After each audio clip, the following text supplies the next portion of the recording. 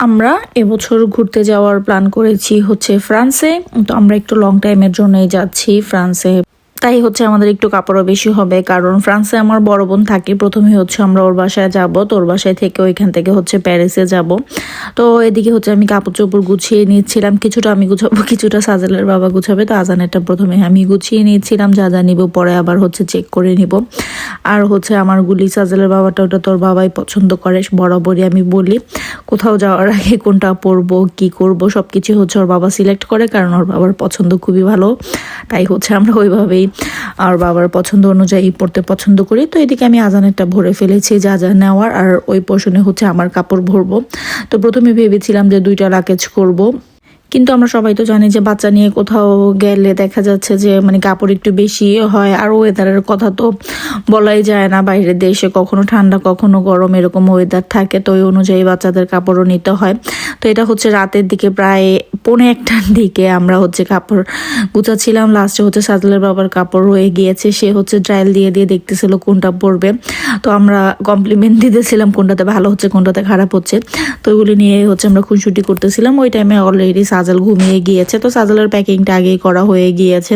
তো পরে হচ্ছে আবার সাজেলের বাবারই চেক করতেছিল যে কি কি নেওয়া হয়েছে, কি কি বাকি আছে।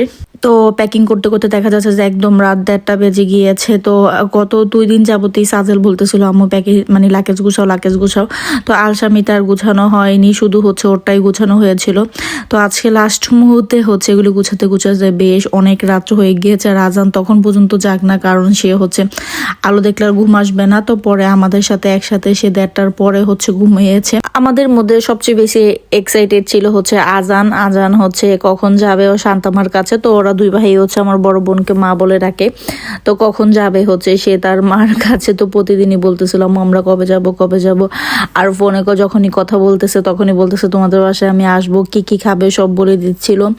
তো অনেক বছর পরে হচ্ছে দেখা হবে। আমার সাথে লাস্ট দেখা হয়েছে প্রায় 8 বছর হয়ে গিয়েছে আমার বড় বোনের, প্লাস ছোট বোনেরও সেমই। ও এখন বাংলাদেশে চলে গিয়েছে, কিন্তু আবার যখন আমি বাংলাদেশে যাব তখন ওর সাথে দেখা হবে। যেহেতু ইউরোপে আছি আমি, আর আমার বড় বোনও ইউরোপে আছে, তো প্রায় 1.5 বছর হয়ে যাচ্ছে এখনো দেখা হয়নি। তাই হচ্ছে এবছর আমাদের প্ল্যান করা ওইখানে যাওয়ার। আর হচ্ছে ফ্রান্স তো কখনো ঘোরাও হয়নি, ভাবলাম যে ঘুরে আসি। আর সাজেলের বাবা আগে গিয়েছিল, 2 বছর আগেও হচ্ছে ওদের বাসায় গিয়েছিল, আমার বড় বোনের বাসায়, কিন্তু তখন তো আর আমরা ছিলাম না। তো আমার বড় বোন এখন পর্যন্ত আমার আজানকেও দেখিনি, ফার্স্ট টাইম হচ্ছে দেখবে, কারণ ও বিগত 8 বছর যাবত হচ্ছে বাংলাদেশে যায় না। তো যাই হোক অনেক দিন পরে দেখা হবে। তো সবাই বাচ্চারা সবাই হচ্ছে এক্সাইটেড ছিল। তো আমি এদিকে কাপড় চোপড় গুছানোর পর, এটা তার পরের দিনের ক্লিপ ছিল, আমি দুপুর দিকে হচ্ছে একটু খিচুড়ি রান্না করতেছিলাম। একদমই হচ্ছে আমার ফ্রিজে কিছু মাংস মানে ঝোল ছিল, তো ওইগুলি একসাথে হচ্ছে চাল ডাল দিয়ে মিক্স করে হচ্ছে আমি খিচুড়ি রান্না করে নিচ্ছিলাম একদমই সহজে, কারণ ওই দিন দুপুরেও খুব বৃষ্টি হচ্ছিল। ভাবলাম যে তাহলে